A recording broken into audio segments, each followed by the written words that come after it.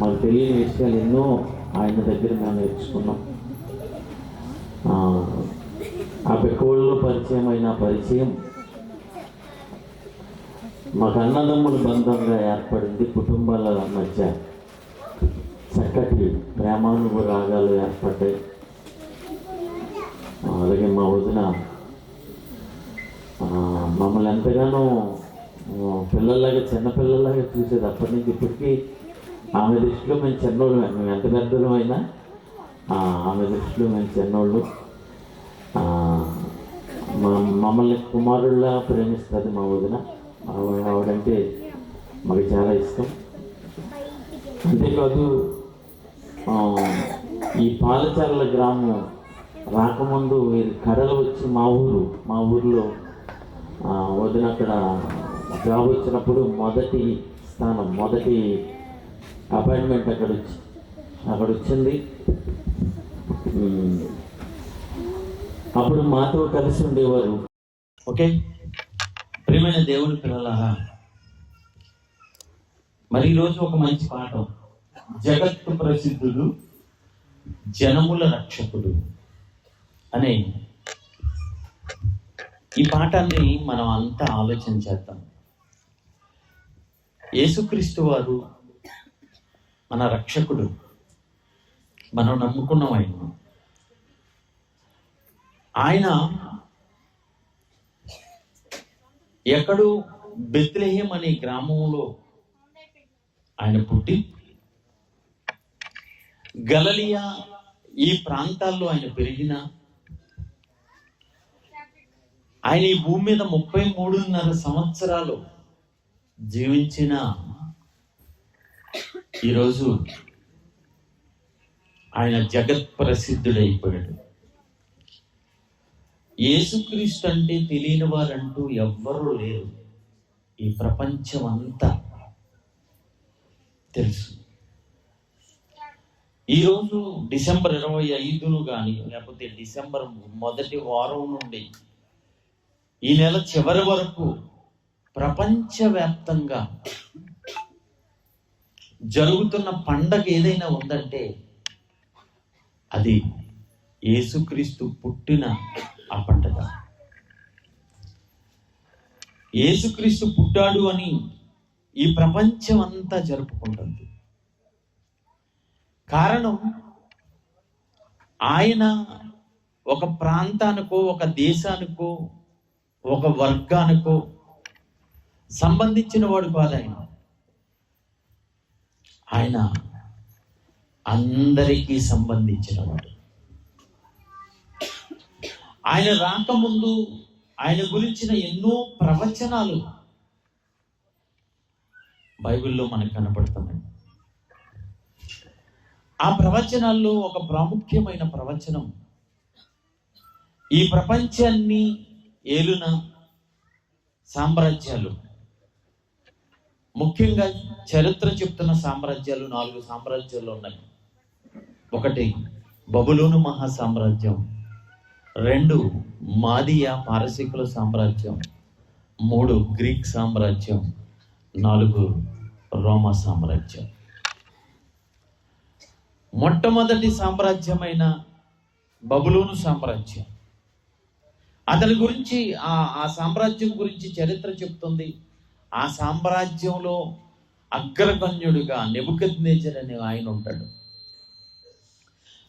అతని గురించి బైబిల్లో రాయబడింది, చరిత్రలో కూడా రాయబడింది. ఆ నెబుకద్నెజర్ కాలంలో అతను కట్టించిన హ్యాంగింగ్ గార్డెన్స్, వేలాడే ఉద్యానవనాలు ప్రపంచ 7 వింతల్లో ఒక వింతగా ఉండేవి, మనకు తెలుసు. కనుక అలాంటి మొదటి సామ్రాజ్యాధినేత బబులోను సామ్రాజ్య కాలములో ఎంతో మంది జ్ఞానులు ఆ సామ్రాజ్యంలో పనిచేసిన వాళ్ళు, అందులో దానియేలు గారు ఒకరు. అలాంటి సామ్రాజ్యాధినేతల కాలములో దానియేలు గారు ఒక దర్శనములో చూసిన ఆ మాట, దానియేలు గారికి చూపించిన మాటని ఈ సందర్భంలో మనం గుర్తు చేసుకుందాం. దానియేలు గ్రంథం 7వ అధ్యాయము 13వ వచనం 14వ వచనం. దానియేలు గ్రంథము 7వ అధ్యాయము 13వ వచనం 14వ వచనం. చదవండి నాన్న, ఎవరైనా దగ్గర ఉన్న వాళ్ళు చదవండి. రాత్రి కలిగిన దర్శనములను నేను ఇంకా చూస్తున్నాను. ఆకాశ మేఘారుడై మనుష్య కుమారుని పోలిన ఒకడు వచ్చి ఆ మహావృద్ధిని సన్నిధిని ప్రవేశించి ఆయన సముఖమునకు తేబడెను. ఆయనకి దర్శనములో ఒకటి కనపడుతుంది. ఏంటయ్యా అది అంటే, ఒక ఆయన మేఘాల మీద వచ్చాడు, మేఘాల మీద ప్రయాణమై వచ్చాడు ఒక ఆయన. ఎవరు మేఘాల మీద ప్రయాణం చేసిన వ్యక్తి? ఈ ప్రపంచం అంతా మనం పరిశీలన చేసినప్పుడు నీటి మీద ప్రయాణాలు చేసే వాళ్ళు ఉన్నారు, గాలిలో ప్రయాణం చేసే వాళ్ళు ఉన్నారు, కానీ మేఘాల మీద ప్రయాణం చేసే వాళ్ళు ఎవరున్నారు అంటే, ఈ ప్రపంచంలో ఒకే ఒక ఆయన ఉన్నాడు, ఆయనే యేసుక్రీస్తు. యేసుక్రీస్తు ఈ భూమి మీదకి వచ్చిన తర్వాత 33.5 సంవత్సరాలు జీవించిన తర్వాత, ఆయన మరణించి తిరిగి లేచి 40 రోజులు కనబడిన తర్వాత ఆయన మేఘాలపై ఆరోహణమైపోయాడు, మేఘాల్లో ప్రయాణం చేశాడు. అంటే యేసుక్రీస్తు వారు ఈ భూమి మీదకి రాకముందు కొన్ని వందల సంవత్సరాలకు పూర్వమే ఆయన గూర్చిన ప్రవచనం, ఆయన మహారుద్ధుడి సముఖమునకు తేబడెను. అంటే మహారుద్ధుడు అంటే దేవుడు, ముందున్నవాడు, ఆదిలో ఉన్నవాడు, ఆయనే ప్రారంభికుడు. అంటే దేవుని సముఖానికి యేసుక్రీస్తు వారు తేబడటం, ఇది దర్శన రూపంలో దానియేలు గారికి చూపిస్తున్నాడు. తర్వాత చదవండి. సకల జనులు రాష్ట్రములను, ఏదో ఒక జనం కాదు, ఏదో ఒక జాతి కాదు, ఏదో ఒక ప్రాంతం కాదు, ఈ భూమి మీద ఉన్న సకల జనులు, రాష్ట్రాలు, ఆయా భాషలు మాట్లాడువారు ఆయనను సేవించినట్లు. ఏమండి, యేసుక్రీస్తు వారు పుట్టబోతున్నారు. 100 సంవత్సరాల తర్వాత జరిగేది 100 సంవత్సరాలకు ముందే దానియేలు గారికి దర్శనములో చూపిస్తున్నాడు దేవుడు. పుట్టిన ఆయనను సకల జనములు, సకల భాషలు మాట్లాడేవారు, సకల రాష్ట్రాలు ఆయనను సేవిస్తారు అన్నాడు. ఏమండి, ఇప్పుడు సేవిస్తున్నారు ఆయన్ని? క్రైస్తవ్యము లేని దేశం అంటూ ఈ భూమి మీద ఎక్కడా లేదండి. క్రైస్తవ్యం లేని దేశం అంటే క్రీస్తును నమ్మని వారు లేరు. క్రీస్తు నమ్మలేదు మా దేశంలో ఉన్నవాళ్ళు అనడానికి లేదు, యావత్తు భూమి మీద అంతా ఉన్నారు. అన్ని భాషల్లో ఉన్నవాళ్ళు ఉన్నారు. మన దగ్గర ఉన్న ఈ బైబిల్, దీనికి ఉన్న రికార్డ్ దేనికి లేదండి. ఈ బైబిల్కి అంటే క్రీస్తును గూర్చి వ్రాయబడిన బైబిల్, నూతన నిబంధన అంతా క్రీస్తును గూర్చే కదా వ్రాయబడింది. అంటే క్రైస్తవ్యం చేతిలో ఉండే ఈ బైబిల్ లిపి కలిగిన అన్ని భాషల్లోనికి తర్జుమయ్యింది. తెలుసా మీకు ఆ సంగతి? ఈ బైబిల్ రాసింది పాత నిబంధన హీబ్రూ భాషలో రాసిన, క్రొత్త నిబంధన గ్రీకు భాషలో రాసిన, ఇది అన్ని భాషల్లోనికి తర్జుమా చేస్తారు. ఇదిగో మనం తెలుగు చదువుతున్నాం కదండి, తెలుగు బైబిల్ తెలుగులోనికి తర్జుమా చేయబడింది, హిందీలోకి తర్జుమా చేయబడింది, తమిళ్లోకి తర్జుమా చేయబడింది, కన్నడంలోనికి తర్జుమా చేయబడింది. ప్రపంచంలో లిపి కలిగిన ఎన్ని భాషలు ఉంటాయో అన్ని భాషల్లోనికి తర్జుమా చేయబడింది.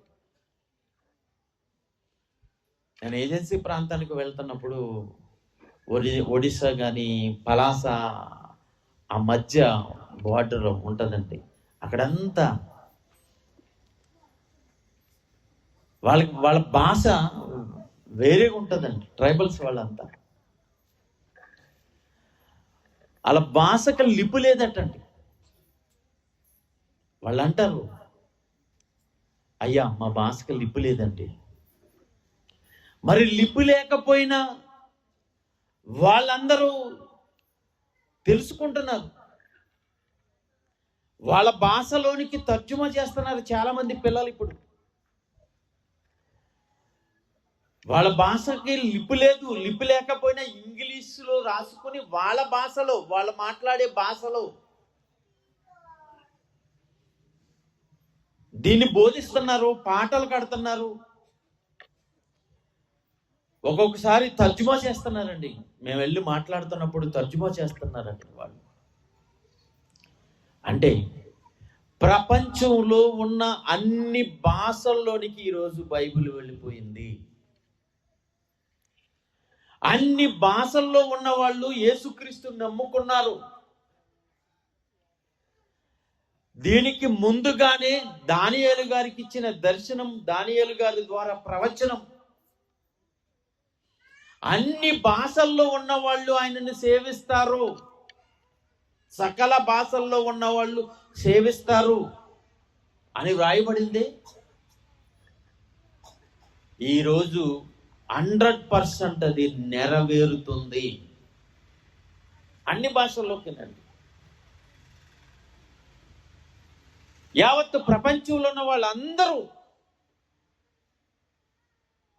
వాళ్ళే చదువుకునే ఏ భాషల్లో అయితే చదువుకుంటున్నారో ఆ భాషల్లో ఇదిగో యేసుక్రీస్తును గూర్చిన బైబిల్ వెళ్ళిపోయింది, నెరవేరుతుంది.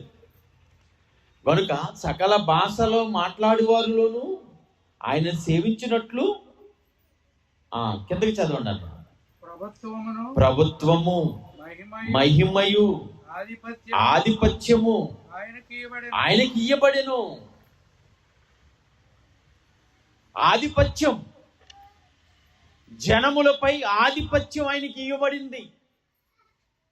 కనుక యేసుక్రీస్తు కేవలము ఎవరో యూదులను రక్షించడానికి వచ్చిన వాడు కాదు.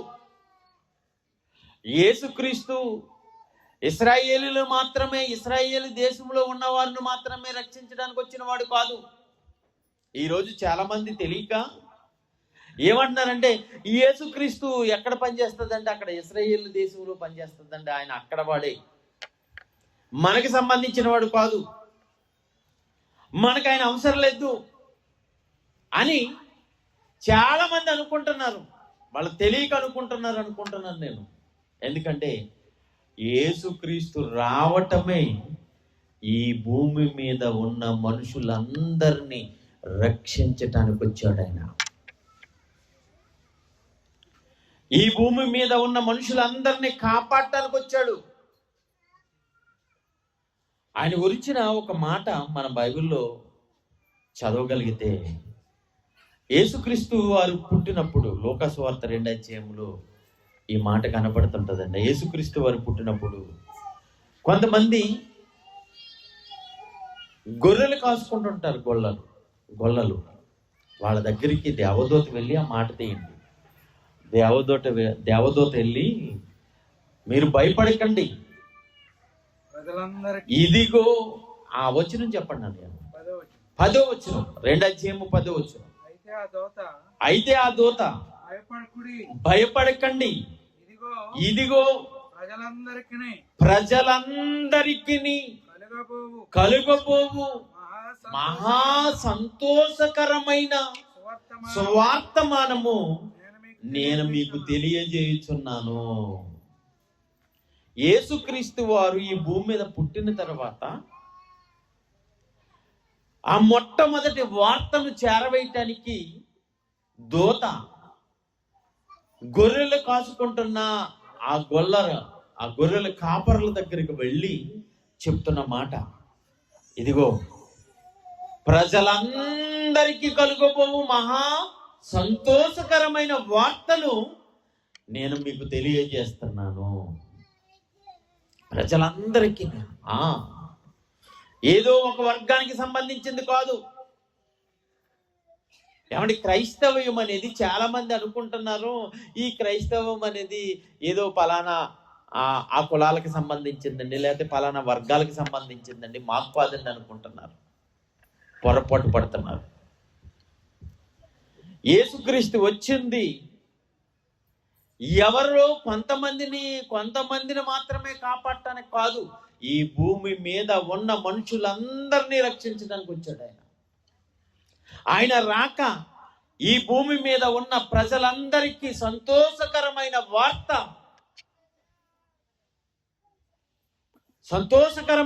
అండి. ఎందుకంటే ఈ భూమి మీద ఉన్న మనుషులందరూ భయంకరమైన పాపం చేసి పాపంలో పడిపోయారండి. వీళ్ళంతా పాపం చేయటం వలన వచ్చే ఆ పరిస్థితి ఏంటో తెలుసా? పాపము వలన వచ్చు జీతము మరణం. పాపము వలన వచ్చే జీతము మరణం. అమ్మో, మరణం ఎలా వచ్చింది? మరణం అంటే ఎవరికైనా ఇష్టమా చెప్పండి? చావు అంటే మాకు చాలా సంతోషం అన్న వాళ్ళు చేతులు ఎత్తండి. చావు అంటే భయం కదండి, చావు అంటే బాధ అండి. ఎవరైనా చనిపోయిన వాళ్ళ ఇంటికి వెళ్ళినప్పుడు భయంకరంగా ఏడుస్తుంటారండి. నేను చాలాసార్లు చూస్తుంటాను, ఒక్కొక్కరు ఏడ్చి స్పృహ తప్పి పడిపోతుంటారు. అంటే అంత బాధ వచ్చిందా? ఎంతవరకు మన మధ్యనే ఉన్న అతను, మనతోనే ఉన్న అతను లేడు. ఇప్పుడు ఈ చావు వచ్చి తీసుకుపోయింది. ఆ చావు ఎలా వచ్చింది అసలు? ఈ చావుని ఎవరు ప్రవేశపెట్టారు? చావు భూమి మీదకి రావటానికి గల కారణం ఏంటి? ఎప్పుడైనా ఆలోచించారా? ఏమంటే ఈ మానవ సమాజంలోనికి చావు లేకుండా ఉంటే ఎంత బాగుండండి. మీరు ఎప్పుడైనా అనుకున్నారా? మనం ప్రేమించిన వాళ్ళు చచ్చిపోతేనండి మనకు అలాగే అనిపిస్తుంది కదండి. మా అమ్మ చనిపోయినప్పుడు నాకు అలాగే అనిపించిందండి, అసలు ఈ చావు లేకుండా ఉంటే బాగుండు, మా అమ్మమ్మ నాతోనే ఉండేది కదా. ఇప్పటికి చాలా చాలా ఆలోచిస్తుంటానండి. నేను మా అమ్మగారు ఉండగా నేను కారు కొనుక్కోలేదండి, ఇప్పుడు కారు కొనుక్కున్నానండి. ఆ కారులో వెళ్తున్నప్పుడు మా అమ్మ ఉంటే బాగుండు, ఒక్కసారి మా అమ్మని కారులో ఎక్కించుకొని తీసుకెళ్తే ఎంత బాగుండు అనిపిస్తుంటుందండి. మా అమ్మ బ్రతుకుంటే ఎంత బాగుండు అనిపిస్తుంటుందండి. ఆ చావు ఒక్కొక్కసారి ఆ చావు గురించి ఆలోచిస్తున్నప్పుడు చాలా బాధ కలుగుతుంటుంది. ఎవరు ప్రవేశపెట్టారనుకున్నారు ఈ చావుని? అసలు మానవ సమాజంలోనికి ఎలా వచ్చింది ఈ చావు? దేవుడా? దెయ్యమా? లేదా ఎవరైనా? ఎవరంటే ఒక్కసారి బైబిల్ గ్రంథం ఈ ప్రశ్నకు సమాధానం ప్రపంచంలో ఎక్కడ దొరకదు. ఏమంటే మనిషికి చావు ఎలా వచ్చింది? ఈ మానవ సమాజంలోనికి చావుని ఎవరు తీసుకొచ్చారు అంటే ప్రపంచంలో ఉన్న వాళ్ళు ఎవరు చెప్పలేరండి. ఒక్క బైబిల్ చెప్పింది. మీ దగ్గర ఉన్న బైబిల్, ఆ బైబిల్లో కొరింథీయులకు రాసిన మొదటి పత్రిక 15వ అధ్యాయం. కొరింథీయులకు రాసిన మొదటి పత్రిక 15వ అధ్యాయం 20 వచనం నుంచి చదవండి. కొరింథీయులకు రాసిన ప్రథమ ఫలముగా క్రీస్తు మృతులలో నుండి లేపబడి ఉన్నాడు. మనుషుని ద్వారా మరణము ఎక్కడ చూడండి, మరణం ఎలా వచ్చిందటండి? మనుషుని ద్వారా మరణం వచ్చిందట. మనుషుని ద్వారానా? ఒక మనుషుని ద్వారా మరణం. మనుషుడే మరణాన్ని తెచ్చిపెట్టాడట. మనుషుని ద్వారా మరణం వచ్చింది. ఒక మనుషుని ద్వారా మరణం వచ్చెను గనుక మనుషుని ద్వారానే మృతుల పునరుత్థానము కలిగెను. ఆదాము ద్వారా మరణం వచ్చిందటండి. మృతి పొందుచున్నారు. ఒక మనుషుని ద్వారా మరణం వచ్చిందంటే ఆ మనుషుడు ఎవరు అనుకున్నారు? ఆదాము. అలాగనే రోమిలికి రాసిన పత్రికలు 5 అధ్యాయంలో అంటాడు, ఒక మనుషుని ద్వారా పాపము ద్వారా మరణము లోకములోనికి ప్రవేశించింది అంటాడు. ఒక మనుషుడే ఆదాంతో చెప్పాడు దేవుడు, ఇదిగో ఈ చెట్లు పళ్ళలన్నీ మీరు నిరభ్యంతరంగా తినండి, కానీ మంచి చెడ్డలు తెలివినిచ్చే ఆ చెట్టు ఫలాన్ని తినకూడదు, తినొద్దన్నాడండి. అది తిన్న దినమున నిశ్చయముగా నీవు చచ్చెదవు. అంటే పండు తింటే చచ్చిపోతారా? పండు తిన్నందుకు కాదండి, ఆజ్ఞను అతిక్రమించినందుకు. ఆజ్ఞ అతిక్రమమే పాపము, పాపము వలన వచ్చు జీతము మరణం. ఒక మనుషుడు ఎలా చేశాడు, ఎలా తీసుకొచ్చాడయ్యా ఈ మరణాన్ని అంటే పాపము చేయటం వలన తీసుకొచ్చాడు. ఒక మనుషుడు పాపము చేయటం వలన ఈ మరణాన్ని ఈ భూమి మీదకి తీసుకొచ్చాడు. కనుక మనుషుని ద్వారా మరణము ఈ లోకములోనికి ప్రవేశించిందట. మనుషుడే ప్రవేశపెట్టాడట. అయితే చావుతోనే అయిపోతుందా? కాదు. చూడండి, కిందకి చదువుతున్నారు. కొరింథీయులకు రాసిన పత్రికలో 15వ అధ్యాయంలో 22వ వచనం చదువుతున్నారు. చూడండి, అలాగుననే క్రీస్తునందు అంటే ఆదాము ద్వారా మరణం వచ్చిందట. ఆదాము ద్వారా మరణం వచ్చింది. ఆదాము ఆజ్ఞను అతిక్రమించటం వలన మరణం వచ్చింది. ఈ భూమి మీద ఉన్న మనుషులందరికీ మరణం వచ్చింది. మరణాన్ని తప్పించుకునేవాడు ఎవరో లేరు. ఈ భూమి మీద అందరూ చనిపోవలసిందే. కానీ మరణానికి విరుగుడు తిరిగి బ్రతకాలి కదండి. మరణానికి విరుగుడు తిరుగు బతకాలి. ఆదాము ద్వారా చావు అనేది మనకు వచ్చింది. ఆదాము ద్వారా చావు మనకు వస్తే ఆదామునందు అందరూ ఎలాగూ మృతి పొందుచున్నారో అలాగే క్రీస్తునందు అందరూ బ్రతికింపబడుదురు. తెలుసండి, అంటే చనిపోయిన మనము మరలా బ్రతకాలి అంటే క్రీస్తులోనికి రావాలి. ఆదాములోకి వచ్చాం మనం. ఒకప్పుడు ఆదాము నుండే కదండి భూమి మీద ఉన్న మనుషులందరూ వచ్చారు. అపోస్తుల కార్యాలు 17వ అధ్యాయంలో ఒకని నుండి ఈ భూమి మీద ఉన్న ప్రతి జాతి మనిషి ఈ భూమి మీదకి వచ్చారంట. యావత్తు భూమి మీద నివసించేవారు అందరూ ఒకరి నుండి వచ్చారంట. అంటే ఆదాము నుండి వచ్చాం మనమంతా. ఆదాము ఆ రోజు పండు తిన్నప్పటికీ మనమంతా ఆదాములో ఉన్నాము కనుక ఆదాము నుండి వచ్చిన ప్రతి మనిషికి మరణం అనేది వచ్చింది. ఈ భూమి మీద ఉన్నవాళ్ళు ఆదాము లేకుండా ఎవరు, ఆదాము ద్వారా కాకుండా ఇంకెవరు బయట నుంచి వచ్చే అవకాశాలు లేవండి. శాస్త్రం కూడా చెప్తుంది. మనమంతా వెనక్కి వెళ్ళిపోతే ఒకరి వెనక ఒకరికి వెళ్ళిపోతే, మన తండ్రుల గర్భాల్లోనికి వెళ్ళిపోతే మనం ఎవరి నుండి వచ్చామో తెలుసా? ఆఖరికి చివరికి ఒక అతను ఉన్నాడండి. శాస్త్రవేత్తలు వచ్చారు. ఇప్పుడు శాస్త్రవేత్తలు చెప్తున్నారు, ఈ భూమి మీద ఉన్న వాళ్ళందరినీ టెస్టులు చేశారు.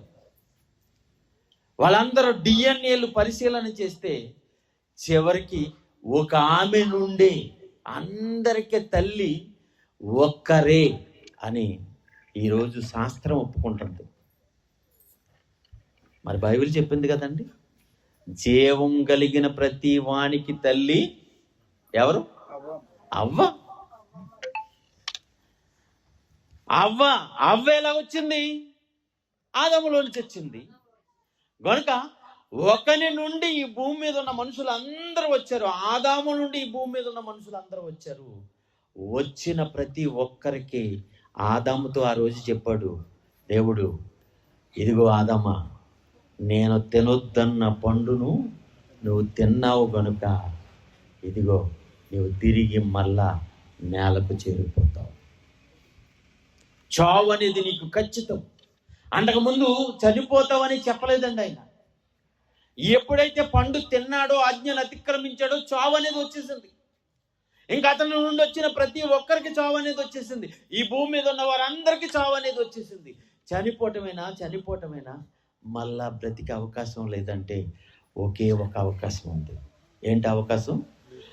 ఆదామునందు అందరూ ఎలాగూ మృతి పొందుచున్నారో అలాగునే క్రీస్తునందు అందరూ బ్రతికింపబడుదురు. చూసారండి, యేసుక్రీస్తును మనం ఎందుకు నమ్మాలి?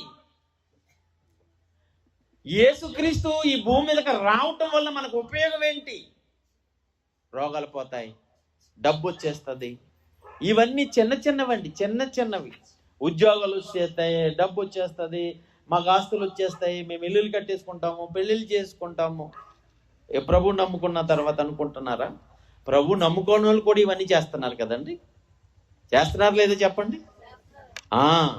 ఇవన్నీ మామూలే, కామన్ అండి. భూమి మీద ఉన్న ఇవన్నీ హెచ్చు తగ్గులు జరుగుతూనే ఉంటాయి, ఉద్యోగాలు వస్తూనే ఉంటాయి, ఏమంటే డబ్బు సంపాదిస్తూనే ఉంటారు, పోతూనే ఉంటుంది, ఇల్లులు కట్టుకుంటూనే ఉన్నారు, పెళ్ళిళ్ళు చేసుకుంటూనే ఉన్నారు. ఇవన్నీ కార్యక్రమాలు మామూలుగానే జరుగుతున్నాయి. కానీ యేసుక్రీస్తు ఈ లోకానికి రావటం వలన ఈ భూమి మీద ఉన్న ప్రజలందరికీ కలుగు మహా సంతోషకరమైన విషయం ఏంటో తెలుసా? చనిపోయి మరల మమ్మల్ని బ్రతికించటానికి యేసుక్రీస్తు ఈ లోకానికి వచ్చాడు. ఆదాము ద్వారా వచ్చిన చావును, ఆ చావు నుండి బ్రతికించటానికి యేసుక్రీస్తు ఈ లోకానికి వచ్చాడు. ఆదాము నందు అందరూ ఎలాగూ మృతి పొందుతున్నారో అలాగే అందరూ క్రీస్తునందు బ్రతికింపబడుదురు. ఎంతమందికి కావాలి? చనిపోయిన తర్వాత నేను బ్రతకాలనుకున్న వాళ్ళు చేతులు ఎత్తండి. కనమూలకి లేదండి, ఇంకా చచ్చిపోతారా? Right, very good. అంటే అందరికీ చనిపోతామండి. ఆ చనిపోయిన తర్వాత మళ్ళీ బ్రతుకు కావాలి. నాకు ఈ బ్రతుకు కావాలి అంటే యేసుక్రీస్తును నమ్మాలి, యేసుక్రీస్తులోకి రావాలి. ఎక్కడున్నాడండి యేసుక్రీస్తు వారు అని మీరు అనొచ్చు. మేము క్రీస్తునందు అందరూ బ్రతికించబడుదురు అంటున్నారు కదా. క్రీస్తునందు, ఆ క్రీస్తు ఎక్కడున్నాడు అంటే మీ పాలచర్లో ఉన్నాడా యేసుక్రీస్తు వారు? ఎక్కడున్నారు? హృదయాల్లోనా? Very good. మీ పాలచర్లలో క్రీస్తు సంఘం ఉందా? క్రీస్తు సంఘం అంటే ఏంటి? సంఘము ఆయన శరీరము. అవునా? బైబిల్లో ఉందండి రెఫరెన్స్. సంఘము ఆయన శరీరము. సంఘానికి శిరస్సు ఎవరు? యేసుక్రీస్తు. అంటే మీ పాలచర్ల గ్రామానికి క్రీస్తు సంఘం ఉందంటే మీరు క్రీస్తులోనికి వెళ్ళే అవకాశం ఉంది. ఎవరైతే ఆ సంఘంలోనికి చేర్చబడతారో క్రీస్తులో ఉంటారు. మీరు సంఘమును, ఆయన శరీరములో మీరు ఉంటున్నారు. ఆదాము ద్వారా వచ్చిన మరణాన్ని, ఆ మరణించిన మనము మరలా తిరిగి బ్రతకాలి అంటే క్రీస్తులోనికి రావాలి. క్రీస్తులోనికి రావాలి అంటే క్రీస్తు సంఘములోనికి రావాలి. ఈ సంఘం అనేది క్రీస్తు యొక్క శరీరం. ఆ శరీరములోనికి వచ్చిన వాళ్ళు మరలా బ్రతికించబడతారు. ఆదామునందు వచ్చిన మరణం నుండి మరలా బ్రతకాలి అంటే ఈ భూమి మీద ఉన్న వాళ్ళందరికీ తెలియవలసింది ఒకే ఒక విషయం: క్రీస్తునందు బ్రతుకు మనకు మళ్ళా ఉంది. అందుకే క్రీస్తులోనికి రావాలి, క్రీస్తు సంఘంలోనికి రావాలి, క్రీస్తును వెంబడించాలి, క్రీస్తును క్రైస్తవుడుగా, క్రైస్తవురాలుగా ఆ క్రీస్తుని పేరు ధరించుకోవాలి. క్రీస్తు ఎలా ఈ భూమి మీద బ్రతకాడు అలా బ్రతకాలి. అప్పుడే నీకు మరలా జన్మ ఉంటుంది, మళ్ళా బ్రతికే అవకాశం ఉంది. కనుక మరలా మనం బ్రతకాలండి. ఇక్కడితో అయిపోలేదండి, మనిషి బ్రతుకు ఇక్కడితో అయిపోలేదండి. చావు తర్వాత మరలా బ్రతుకుంది మనకి. ఆ బ్రతుకు కావాలంటే యేసుక్రీస్తు నమ్మాలి. కనుక ప్రియమైన దేవుని పిల్లలారా, మనం నమ్ముకునే యేసుక్రీస్తు జగత్తు ప్రసిద్ధుడు. టైటిల్ పెట్టారండి, జగత్తు ప్రసిద్ధుడు. అంటే యేసుక్రీస్తు వారు ప్రపంచం అంతటికి తెలుసు. ప్రపంచం అంతటికి తెలుసండి ఆయన. ఆయన తెలియని వంటి వారంటూ ఎవరు లేరు. ప్రపంచానికి తెలుసు. జగత్తు ప్రసిద్ధుడు ఆయన. ఎంత ప్రధానమంత్రి అయినా, ఎంత రాజు అయినా, ఎలాంటి వారైనా ఆయన ముందు తల వంచక తప్పదు. నిజం, ఆయన ముందు తల వంచక తప్పదు. ఆయన అంత ప్రసిద్ధుడు.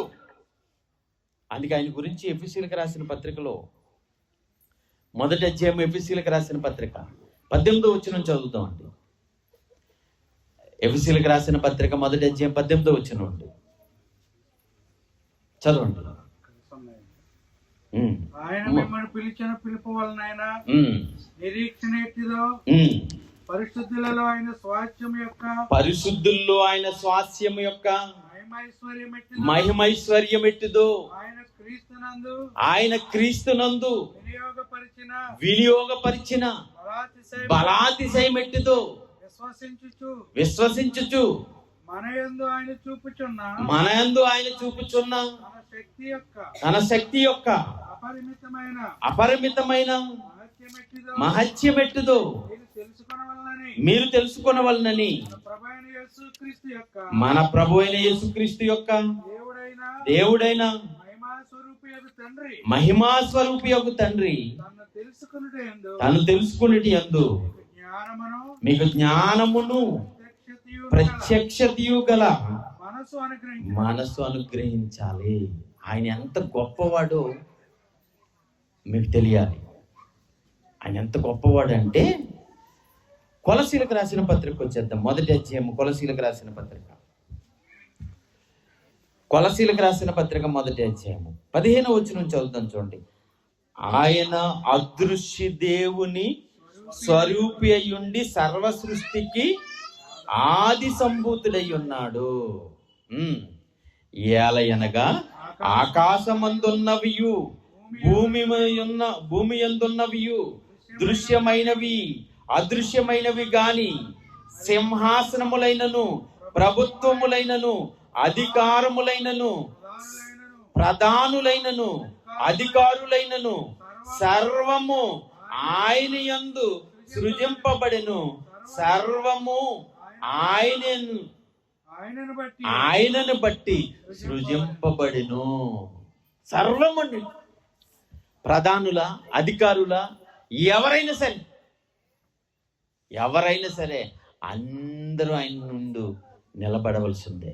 ఇంకంటాడు ఫిలిప్పీయులకు రాసిన పత్రిక 2:6 వచనంలోంచి మనం చదువుకుంటూ వస్తే, ఆయన పరలోకాన్ని విడిచిపెట్టేసి మనిషిగా ఈ భూమి మీద పుట్టి దాసుని స్వరూపం ధరించుకుని తన్ను తాను రిక్తునిగా చేసుకుని మరణము పొందినంతగా తగ్గించుకున్న ఆయనను 9వ వచనం నుండి ఆయన ఎంత హెచ్చించాడో చూడండి. అందుచేత పరలోకమందున్న వారిలో గాని, భూమి మీద ఉన్న వారిలో గాని, భూమి క్రింద ఉన్న వారిలో గాని ప్రతి వాని మోకాలు యేసు నామమున వంగునట్లు ప్రతి వాని నాలుక తండ్రైన దేవుని మహిమార్థమై యేసు ప్రభువని ఒప్పుకొనున్నట్లు దేవుడు ఆయనను అధికముగా హెచ్చించాడు. ప్రతి నామమునకు పైనామము అనుగ్రహించాడు. ఈరోజు చూడండి, ప్రపంచంలోని అన్ని దేశాలు వాళ్ళు యేసుక్రీస్తు దగ్గరికి వెళ్ళి చేతులు జోడించి మొక్కారు. ఈవెన్ మన ప్రధాని మోడీతో సహా. టీవీలో వచ్చింది చూడలేదా ఇవాళ మీరు? ఎవరైనా సరే ఆయన ఒప్పుకోవలసిందే. ఆయన జగత్తు ప్రసిద్ధుడు. ఆయన తెలియదు మాకు అంటానికి లేదు. కనుక అంత ప్రసిద్ధుడు ఎందుకు అవ్వాడంటే ఆయన చేసిన పని జనముల రక్షకుడు అనే పదాన్ని ఇక్కడ ఉపయోగించబడి, జనముల రక్షకుడు, జనముల రక్షకుడు, జనులందరినీ రక్షించటానికి వచ్చినవాడు. మరణం, ఆదాము ద్వారా వచ్చిన మరణాన్ని నుండి రక్షించి నిన్ను బ్రతికించి నిత్య జీవాన్ని ఇవ్వటానికి కొరకు ఆయన వచ్చాడు. అందుకే బాప్తిస్మిచ్చి యోహాను అంటున్నాడు, ఇదిగో లోక పాపములను మోసుకొని పోవు దేవుని గొర్రె పిల్ల. యోహాను సువార్త 1:29 ఉంటుందండి. లోక పాపములను మోసుకొని పోయే దేవుని గొర్రె పిల్ల. ఈ లోకంలో ఉన్నవారు ఎవరినైనా సరే ఆయన రక్షించే రక్షకుడు. దేని నుండి? మరణాన్ని నుండి, నరకాన్ని నుండి, అగ్నిగుండం నుండి నీ ఆత్మను రక్షించి నిత్య జీవానికి పంపించే రక్షకుడైన అలాంటి జనముల రక్షకుడు యేసుక్రీస్తు వారు ఎక్కడో మారుమూలన ఉన్న వ్యక్తి కాదండి. ఆయన ఎక్కడో మారుమూలన ఉన్నాడు అనుకుంటున్నారా? ఎవరికి తెలియదు అనుకుంటున్నారా? ఎంత గొప్పడండి ఆయన, ఎంత ఉన్నతుడండి ఆయన. ఆయన నమ్మటం మహాభాగ్యం అండి. కాబట్టి గతంలో జగన్ గారు ముఖ్యమంత్రిగా ఉన్నప్పుడు విజయవాడలో క్రిస్మస్ చేశాడండి ఆయన. మొత్తం బోధకుల్ని అందరినీ పిలిచాడు. అప్పుడు బైబిల్ ఓపెన్ యూనివర్సిటీ నుంచి నాకు కూడా ఒక ఆహ్వానం వచ్చింది, విఐపి పాస్ వచ్చింది. మా యూనివర్సిటీ తరపున వెళ్ళే అవకాశం నాకు వచ్చింది. ఒక విఐపి పాస్ ఇచ్చారు. ఈ పాస్ ఏంటో తెలుసా? క్రిస్మస్ రోజున ముఖ్యమంత్రి గారు కొంతమంది పాస్టర్స్తో కూర్చుని భోంచేస్తారు. ఆ పాస్టర్లో ఒకటిగా నాకు పాస్ వచ్చింది. అప్పుడు అక్కడ వెళ్ళిన తర్వాత కొంతమంది సోదరులు నాకు తెలిసి, అంటే మీకు ఏ పాస్ వచ్చిందండి? ఇదిగోండి ఈ పాస్ అని. ఆయనతో కూర్చుని భోంచేసే పాస్ వచ్చిందంటే ఒక అతను అంటున్నాడు, బ్రదర్ మీరు చాలా అదృష్టవంతులు బ్రదర్, ముఖ్యమంత్రి గారితో కూర్చుని భోంచేసే అవకాశం వచ్చింది మీకు అంటున్నాడు. అప్పుడండి మీటింగ్ అయిపోయింది, భోజనానికి రమ్మన్నారు, వెళ్ళాము. ఒక పెద్ద గుడారం వేశారు. ఆ గుడారంలో రౌండ్ టేబుల్ చాలా వేశారు. ముఖ్యమంత్రి గారు వచ్చి ఒక రౌండ్ టేబుల్ దగ్గర కూర్చున్నారు. ఆయన కూర్చున్న రౌండ్ టేబుల్ 4 రౌండ్ టేబుల్ తర్వాత నాకు వచ్చింది. అక్కడ కూర్చొని నాకు కనపడుతున్నాడు ఆయన తింటాను. ఏంటో గొప్ప భాగ్యం అనుకున్నాను నేను. ఏమన్నా అక్కడ ఇట్టారు, ఫుడ్ ఇట్టారు. అవి ఏంటో తినే లోపులోనే ఆయన కొన్ని నట్స్ తినేసి అక్కడ ఉన్న వాళ్ళకి విష్ చేసేసి, నేను ఇంకా అన్ని ఓపెన్ చేసుకోలేదు, ఈ లోపల ఆయన లేచిపోయి అందరికి ఇలా నమస్కారాలు పెట్టుకుంటూ వెళ్ళిపోయాడు. అదే భాగ్యం. ముఖ్యమంత్రి గారితో కలిసి భోజనం చేసే అవకాశం. నమస్కారం రా బాబు అనిపించింది నాకైతే. ఏమండి, ప్రధానమంత్రితో కూర్చొని భోజనం చేసే అవకాశం వస్తే అమ్మో ఇంకా గొప్పది అనుకుంటారా? ఏమండి, ఆ రాష్ట్ర ముఖ్యమంత్రి, మన రాష్ట్ర ముఖ్యమంత్రి ఎవరని కొన్ని దేశాలకు వెళ్ళిపోయి అడిగితే ఆ దేశాల్లో వీళ్ళ పేర్లు తెలియవు, వీళ్ళెవరో తెలీదు. ప్రపంచంలో చాలా ఉన్నాయి. ఏమండి, యేసుక్రీస్తు అంటే తెలియని వారంటూ ఎవరైనా ఉన్నారా? మన దేశాన్ని చాలా మంది ప్రధానమంత్రులు పరిపాలన చేశారు.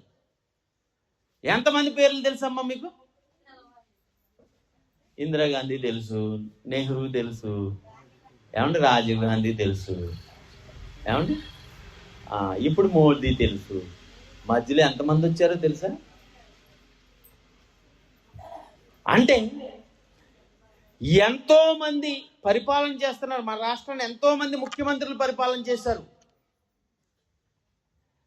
వాళ్ళు అందరి పేర్లు చెప్పలేము.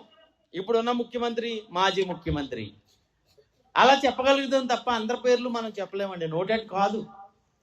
కానీ యేసుక్రీస్తు అంటే తెలియని వారంటూ ఎవరైనా ఉన్నారా? లేదండి. ఎంత గొప్ప వాక్యం అండి. అంత గొప్పవాడైన యేసుక్రీస్తుతో కలిసి మనం ఉండటం కొరకు దేవుడు పిలుపునిస్తున్నాడు. తెలుసా మీకు ఆ సంగతి? అంతటి గొప్పవాడైన యేసుక్రీస్తుతో కలిసి ఉండాలనే ఉద్దేశంతో ఆయన పిలుస్తున్నాడు. కొరింథీయులకు రాసిన పత్రిక మొదటి అధ్యాయం 9వ వచనం చదివేసి ముగించేసుకుందాం. ఇక కొరింథీయులకు రాసిన మొదటి అధ్యాయం 9వ వచనం. మన ప్రభువైన యేసుక్రీస్తు అను తన కుమారుని సహవాసమునకు మిమ్మును పిలిచిన దేవుడు. చర్చికి రండి అని దైవజనుడి ద్వారా పిలుస్తున్నాడు. అంటే దేవుడే పిలుస్తున్నాడండి. వాక్యం ద్వారా దేవుడే పిలుస్తున్నాడు. ఆహ్వానం పలుకుతున్నారు. కొంతమంది పిల్లల ద్వారా పలికిస్తుంటాడు. దేవుడు స్వయంగా ఎవరితోనూ మాట్లాడ్డు. ఆయన ఎవరితోనూ మాట్లాడ్డు. ఆయన స్వరూపం ఎవరు చూడలేదట. దేవుడు ఎవరొకరి ద్వారా నిన్ను చర్చికి రమ్మా వెళ్దాం, ఇదిగో పాలచెరలో ఉన్న డేవిడ్ కింగ్ గారు నడిపిస్తున్న చర్చికి వెళ్దామని పిలిస్తే దేవుడు నీకు పిలుపునిచ్చాడు. వచ్చి నల్లని స్వరంతో అమ్మ మరి అమ్మ రా అని అనడం. ఎవరొకరి ద్వారా పిలుస్తాడు, చర్చికి వెళ్దాం రండి అని. ఆదివారము చర్చికి మీరు వస్తుంటే, ఆదివారము సహవాసంలో కూర్చుంటే, ఆదివారము రొట్టె ద్రాక్షరసం మీరు తీసుకుంటుంటే ఎవరితో సహవాసం పొందటానికని పిలిచాడు ఆయన? యేసుక్రీస్తు వారితో సహవాసం పొందటానికి. ఆయన జగత్తు ప్రసిద్ధుడు, జనముల రక్షకుడు. అలాంటి యేసుక్రీస్తు వారితో కలిసి మనం ప్రతి ఆదివారము 2 గంటలు అక్కడ మనం కలిసి ఉంటామంటే నీకు తెలియకుండానే నీ మధ్యన ఆయన ఉంటున్నాడు. ఎవరైతే ఆదివారం వచ్చి ఆ సహవాసంలో, క్రీస్తు సంఘంలో సహవాసంలో కూర్చుంటున్నారో వారితో దేవుడు యేసుక్రీస్తు వారిని పంపించి వారితో ఉండు నాయన, ఇదిగో నీతో సహవాసం పొందటం కొరకే నేను వాళ్ళని పిలుస్తున్నాను రమ్మని. ఎంత గొప్ప భాగ్యం అండి. ముఖ్యమంత్రితో కూర్చుని భోంచేయటం భాగ్యమా? ఆదివారం ఆరాధనలో కూర్చోవటం భాగ్యమా? మీరు చెప్పండి. అది ఆదివారం ఆరాధనలో కూర్చోవటం, జగత్తు ప్రసిద్ధుడైన ఆయన మనతో ఉంటున్నాడు. జీవితంలో దాన్ని పోగొట్టుకోకూడదండి. నేను ముఖ్యమంత్రితో కలిసి భోంచేయడానికి పరుగులు ఎత్తుకుని వెళ్ళాను విజయవాడ. ఏమండి ఏంటండి ఆయన ఉన్న హాల్లో కూర్చుని భోంచేయటం ఏమొచ్చేసిందండి? ఏమీ లేదండి. ఏమండి సాక్షాత్తు మనం రక్షించటానికి వచ్చిన యేసుక్రీస్తు వారు మనతో కలిసి సహవాసం పొందటానికి ఆయన ప్రతి ఆదివారం ఎదురు చూస్తున్నాడు. ఫంక్షన్ ఉందని వెళ్ళిపోతావా? వ్యాపారం ఉందని వెళ్ళిపోతావా? బంధువులు వచ్చారని ఆదివారం సహవాసంగా కూడుకోవటం మానేస్తావా? ఒక్కసారి నువ్వు ఆలోచించుకో, ఎంత భాగ్యాన్ని పోగొట్టుకుంటున్నావో. వద్దు. నేను ఎప్పుడు ఆదివారం మిస్ అవునండి. నేను ఎక్కడున్నా ఆదివారం తప్పనిసరిగా సంఘ సహవాసములో కూడవలసిందే. రొట్టె ద్రాక్షరసము తీసుకోవలసిందే. అపోస్తుల బోధ వినవలసిందే. తప్పనిసరిగా ఇది పోగొట్టుకోకూడదు. పోగొట్టుకునేది కాదని మీరు కూడా ఈ పాలచెరలో ఉన్న ప్రియమైన దేవుని పిల్లలారా పోగొట్టుకోకుండా రా. అంత మంచి అవకాశం మీకు వస్తుంది. మీరు ఎవరు పోగొట్టుకోకండి. ప్రతి ఆదివారము తప్పనిసరిగా సహవాసంలో కూడుకోండి. జగత్ ప్రసిద్ధుడు, జనములు రక్షకుడైన యేసుక్రీస్తు వారు మనతో కలిసి సహవాసం చేయటానికి ఆయన సిద్ధపడి ఉన్నాడు. ఆయనతో కలిసి ఉండే ఆ భాగ్యం, ఆ క్షణాలు పోగొట్టుకోక. కొంతమంది అండి, నేను చూస్తుంటానండి ఆదివారాలు పాటలు అయిపోయిన తర్వాత వస్తుంటారండి. మరి అన్నయ్య చర్చిలో ఉందో లేదో తెలియదు కానీ ఉందా? మా చర్చిలో కూడా ఉన్నాడండి. పాటలు అయిపోయిన తర్వాత నీ నాలుక, నీ నోరు, నీ జీవ ఫలము దేవునికి అర్పించొద్దా? సంఘం అంతా కలిసి పాడుతుంటే ఆ పాటలపై ఆయన ఎంతో ఆనందించే ఆ తరుణం, ఆ పరిశుద్ధుల స్వరముతో నీ స్వరము కూడా కలవకపోతే ఎలా చెప్పొక్కసారి? నువ్వు సింగిల్గా పాడితే ఆవిడంట నీ పాట వినరు. సంఘంతో కలిసి పాడు. మీరందరూ కలిసి పాడుతుంటే అందరి కలయికతో వచ్చిన ఆ స్వరం దేవునికి ఇంపైనదిగా వెళుతుంది. తన్మయం అయిపోతాడు ఆయన. పాటలు అయిన తర్వాత వచ్చారనుకోండి పోగొట్టేసుకుంటారు. కొంతవరకు పోతుంది. ఏమండి, మొదటి ప్రసంగం అయిన తర్వాత లేదా ప్రసంగంలో సకాలంలోకి వచ్చారనుకోండి పోతుంటుందండి. ఏమండి, ముందు వెళ్ళిపోవాలండి. దేనికైనా ఇంపార్టెంట్, ముందు వెళ్ళిపోవాలి. ఆ ముందు ఆదివారం వచ్చేటప్పటికి సహవాసంగా కూడటం మానొద్దని ఎందుకు చెప్పాడు? మానకుండా వెళ్ళిపోవాలి. జగత్తు ప్రసిద్ధునితో మనం సహవాసం. ఓకే, మరి ఇంతవరకు విన్నందుకు మీ అందరికీ వందనాలు తెలియజేసుకుంటూ ఈ అవకాశం ఇచ్చిన అన్నయ్య గారికి, కుటుంబానికి, స్థానిక సంఘానికి నా ప్రత్యేకమైన వందనాలు తెలియజేసుకుంటూ ఈ ప్రసంగం ఎంతటితో ఆపుతున్నాను. అందరికీ వందనాలండి.